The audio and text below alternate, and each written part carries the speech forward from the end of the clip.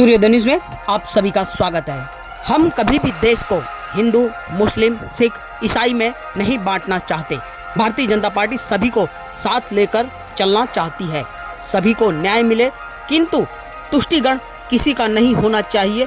यह बात जब रविवार को कर्णवती के वस्त्राल स्थित डॉक्टर श्यामा प्रसाद मुखर्जी ऑडिटोरियम में गुजरात भाजपा अन्य भाषा भाषी प्रकोष्ठ द्वारा आयोजित उत्तर भारतीय सम्मेलन को संबोधित करते हुए रक्षा मंत्री राजनाथ सिंह ने कही तो समूचा हॉल तालियों से गूंज उठा।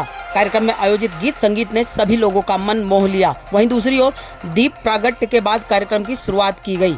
कार्यक्रम की शुरुआत अन्य भाषा भाषी प्रकोष्ठ के गुजरात प्रदेश संयोजक अतुल मिश्रा तथा अहमदाबाद शहर के सह संयोजक भवानी सिंह द्वारा किया गया।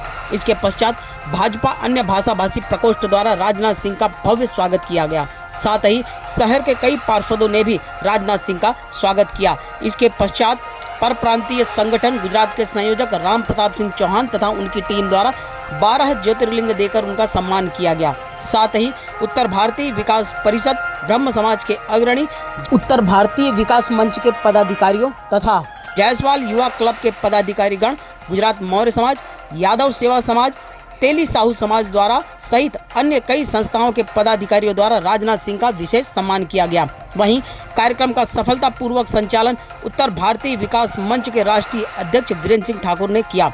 साथ ही अन्य भाषा भाषी प्रकोष्ठ के शहर संयोजक नरेंद्र सिंह पुरोहित ने कार्यक्रम में पधारे सभी लोगों का आभार प्रकट किया।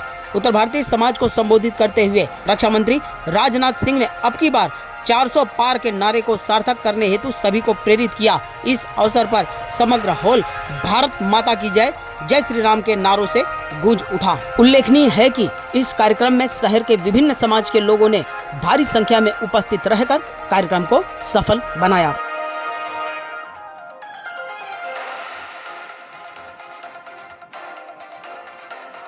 और मैं यह भी कहना चाहता हूँ, हम कभी हिंदू, मुस्लिम, ईसाई इस आधार पर देश को बांटना भी नहीं चाहते। हमारी कभी मंशा नहीं, सबको हम साथ लेकर चलना चाहते हैं। न्याय सभी को, लेकिन तुष्टीकरण किसी का नहीं होना चाहिए। यह है हमारा सिद्धांत। न्याय सभी को, तुष्टीकरण किसी का नहीं होना चाहिए। अब जैसे हमने जो कहा सो किया। हम लोगों ने कहा था हमारी सरकार बनेगी, धारा 370 जिसके तहत जम्मू कश्मीर को विशेष राज्य का दर्जा प्राप्त है, हम चुटकी बजाकर समाप्त करेंगे। आपने देखा, कर दिया। हमने कहा था कि हम सरकार बनेगी, अयोध्या की धरती पर भव्य राम का मंदिर बनकर रहे, बन गए। जब हम लोग आंदोलन करते थे कि मंदिर बनाने के, हम लोग आंदोलन करते थे, नारे लगाते थे, राम लला हम आएंगे और मंदिर यही बनाएंगे। तो जानते हैं हमारे विरोधी दल के लोग क्या कहते थे? विरोधी दल के लोग कहते थे ये भाजपाई कहते हैं राम लला हम आएंगे, मंदिर बनाएंगे, लेकिन तारीख नहीं बताएंगे। लेकिन आपने देखा वो तारीख भी आ गई 22 जनवरी। हमारे प्रधानमंत्री ने धर्माचार्यों का के आशीर्वाद से, उनके नेतृत्व में रामलला की प्राण प्रतिष्ठा कर दी। अब आप लोग इसको किस रूप में देखते हैं मैं नहीं जानता, लेकिन हमारे जैसा व्यक्ति उसको कुछ दूसरे नजरिए से देखता है।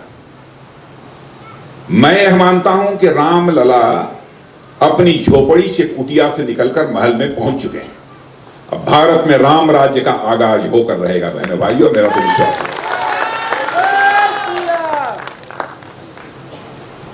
जब लोगों के अंदर सेंस ऑफ रेस्पॉन्सिबिलिटी, दायित्व का बोध कि हमको यह करना है, यह भावना जब लोगों के अंदर पैदा हो जाए तो मान लो कि देश में राम राज्य आ गया।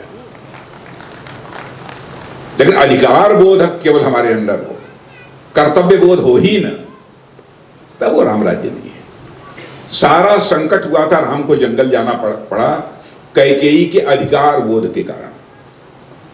सबने कर्तव्य बोध था कि हमको क्या करना चाहिए, लेकिन कैकेयी ने जिद पकड़ ली, नहीं, भरत को ही राजगद्दी मिलनी चाहिए। अधिकार बोध था। तो राम राज्य वही है जिसमें कि सभी को कर्तव्य का बोध हो जाए, कर्तव्य के प्रति, अपने कर्तव्य के प्रति जागरूकता पैदा, तो राम राज्य आएगा। अब 3 तलाक, लोग कहते हैं साहब दूसरे धर्म के मामले में आप क्यों बोलते हैं, क्यों ना बोले? बहन भाइयों, हिंदू हो, मुसलमान हो, ईसाई हो, कोई हो, किसी की भी मां बहन बेटी हमारी मां बहन बेटी है।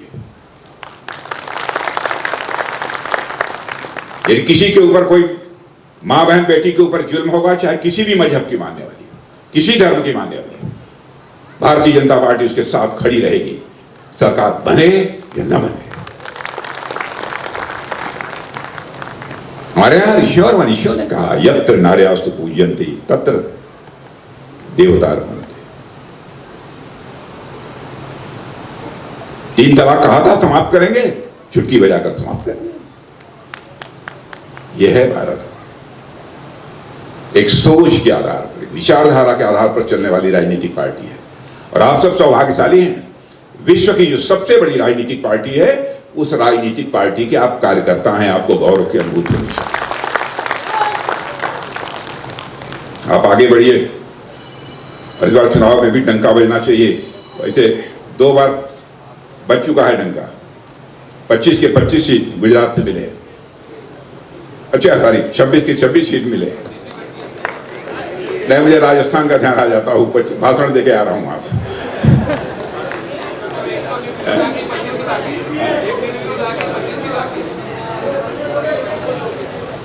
अच्छा हाँ, सूरत तो हो गया, आगाज हो गया। हाँ, वही 25 जो बची थी वही मुझे याद था, वो भी ठीक था। और बहनों भाइयों, जानते हैं क्या कहते हैं, लोकतंत्र खतरे में पड़ गया सूरत की सीट जीतने का। 20 बार कांग्रेस के प्रत्याशी निर्विरोध जीते हैं, सांसद भूल गए। सपा और एनसीपी के लोग दो बार जीते हैं। और एक बार यहां भारतीय जनता पार्टी के प्रत्याशी निर्विरोध हो जाता है, उसने कोई प्रयत्न तो किया नहीं, हो गया। और जिसको कोई आपत्ति है जाए इलेक्शन कमीशन के सामने। अब वो कहते हैं लोकतंत्र के साथ बहुत बड़ा खतरा पैदा हो गया।